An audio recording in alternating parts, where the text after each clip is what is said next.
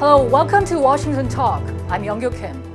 Amid renewed moves by the international community to step up pressure on North Korea, news came out that a UN report assessed North Korea has probably miniaturized nuclear warheads, suggesting the North Korean regime is tirelessly working to perfect its nuclear technology. Meanwhile, days of heavy rain are drenching the whole Korean peninsula. While both South and North Korea are battling floods and landslides, the North is expected to be hit harder, with the country lacking sufficient infrastructure for disaster. Today we'll discuss these and more.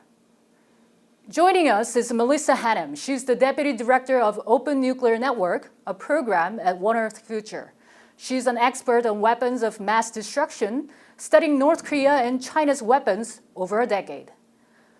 Scott Snyder also joins us today. He is a Senior Fellow for Korea Studies and Director of the Program on U.S.-Korea Policy at the Council on Foreign Relations.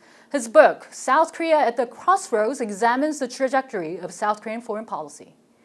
Thank you so much for joining us today. Thank you, Young-Kyo. Thank you. I would like to start with the severe flooding. The Korean peninsula is affected by one of the worst monsoon seasons in history. Mr. Snyder, while South Korea witnessed some casualties, North Korea seems to be more vulnerable to this kind of a natural disaster. Why is that? Well, North Korea faces a lot of problems. Part of it is North Korea's policy of food self-sufficiency in combination with the topography of the land. And so I think the real concern here is that Hwanghae province is the breadbasket for North Korean rice production. And that seems to be where a lot of the flooding could occur. And then I think the other aspect of danger for North Korea is related to the fact that because of food self-sufficiency objectives, there's a lot of agriculture going on sloping lands, especially private cultivation.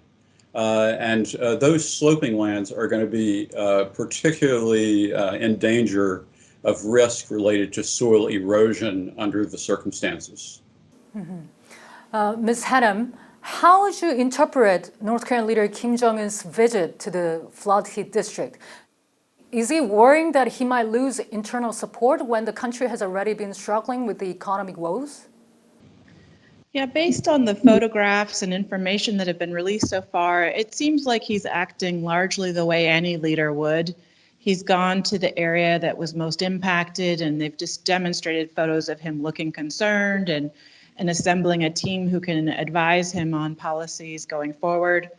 I also saw several photographs of him, not him, but the team setting up for the storms ahead of time too. So it definitely looks like they're trying to demonstrate to the people that they are preparing and now acting on Kim Jong-un's orders.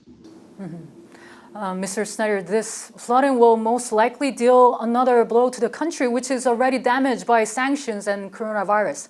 How will North Korea manage to navigate its way out?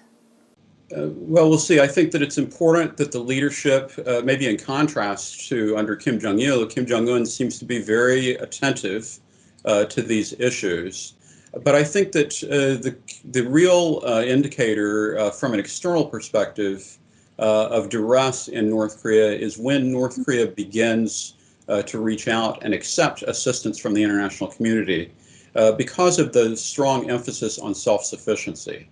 And the problem with that is that it activates the prospects for diplomacy, but it does so under conditions where North Korea shows that it is weak and vulnerable.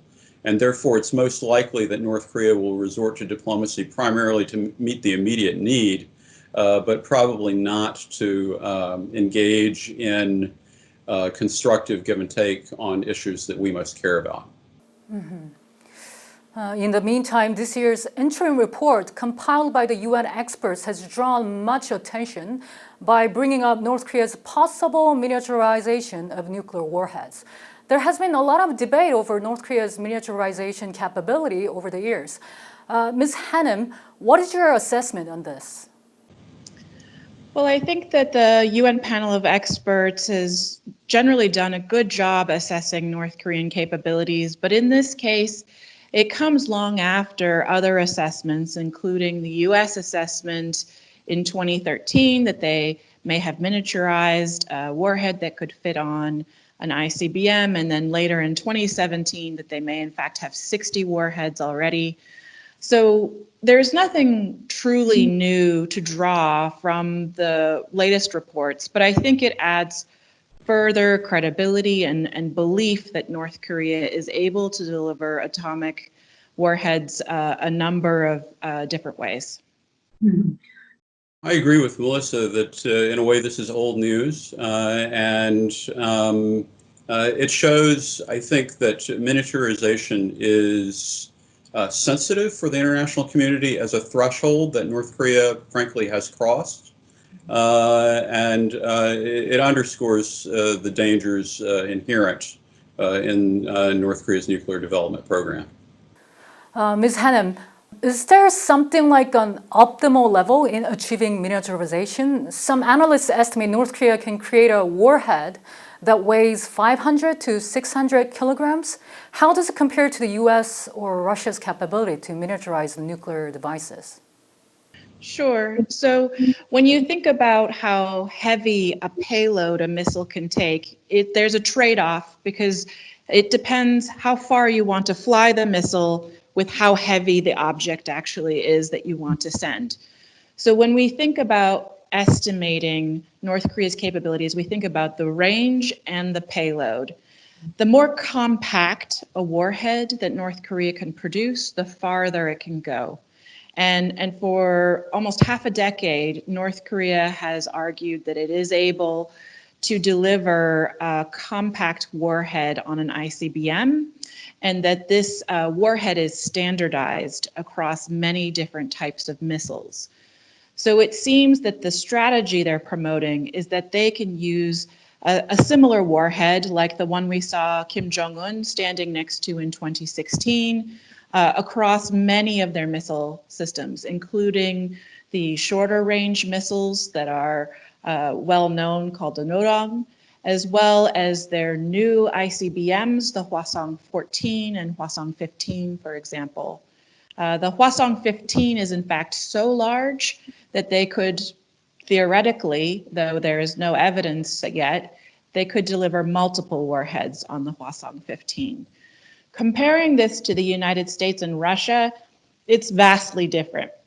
The US and Russia have developed a whole multitude of different types of warheads, where North Korea has likely only developed 2.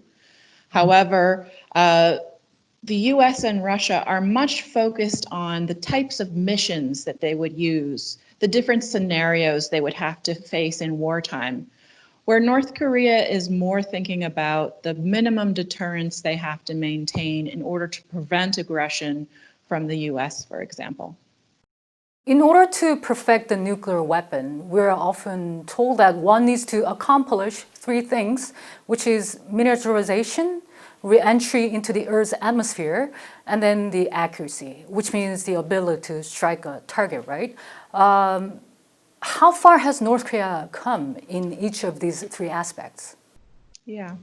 So the difficult thing is that we don't have solid proof on any of these things. And so many people question North Korea's ability. What I generally say in this situation is, although we don't have smoking gun proof that North Korea has miniaturized the warhead, that it can indeed survive re-entry through the atmosphere, or that it's very accurate, that from a policy perspective, we should focus on the fact that they likely can credibly deliver a nuclear warhead. When it comes to countries like the United States and Russia, accuracy is very important. They are indeed trying to strike pinpoint locations in order to prevent a retaliation from the other country. So they're seeking specific military or even civilian locations in order to develop their nuclear strategy. For North Korea, accuracy is likely less important. Really, all they have to do is determine that they can deliver a weapon to the mainland. And regardless of where exactly it hits, it's going to be terrible. And in their calculation, that's enough to deter the United States from aggression. I would also add on that while a lot of analysts question North Korea's ability to miniaturize or even demonstrate reentry, that these two capabilities are really not the most difficult for them to tackle. They've already tackled the warhead design and the missile itself, and there's never ever been a case where a country has developed these capabilities without developing the rest of them. And the more we aggressively criticize North Korea, the more they may indeed feel that they have to prove that they can do it. And the only way they could prove it is by launching a live nuclear weapon on a missile, potentially into the Pacific Ocean. And this by itself is an extremely dangerous act, an act that neighbors would not be able to tell whether this is truly a test or the beginning of a war. So I'm personally not inclined to encourage them to do that. Mr. Snyder, what is your thought on this? Well, I think that Mellisa is right that in many respects, North Korea has run up against some limits in terms of what it can do related to testing. And she has also brought up the possibility of North Korea trying to conduct a test that I think would really be a game changer for the international community in terms of policy response, and really is way too risky even for North Korea to pursue. And so in some respects, I think that the ambiguity related to North Korea's actual capabilities is likely to remain, but I agree that it does not negate the seriousness of the likelihood that they have that capability. North Korea has managed to go around sanctions despite the international efforts to cut off funding for its nuclear and missile programs. The UN report mentioned North Korea's coal export and oil import, as well as the cyber activities. Mr. Snyder, your thoughts on this? Well, North Korea continues to pursue sanctions evasion efforts, and I think that it's notable that under the circumstances that they're trying to resume directly exports of coal, which is a moneymaker for North Korea. And it also continues to be notable that their primary customers are in China, and that China really is not living up to their word on sanctions enforcement. I think that it's pretty clear that regardless of whether it is a tacit or active decision in terms of Chinese policy, this is a problem that the Chinese leadership is aware of and that they continue to choose not to respond to. Meanwhile, the U.S. administration officials continue to stress the importance of sanctions enforcement. This week, U.S. Ambassador to the UN, Kelly Craft, Assistant Secretary of State David Stilwell, and Alex Wong, Deputy Special Representative for North Korea, they all emphasize continuing pressure on North Korea. Ms. Hanham, do you think the U.S. administration is reaffirming its previous position? I think the U.S. wants to maintain a very strict focus on sanctions. I think that the U.S. activities in other areas and the relationships that it has with China and Russia are a little bit rocky right now, and certainly it doesn't invite a lot of cooperation on sanctions.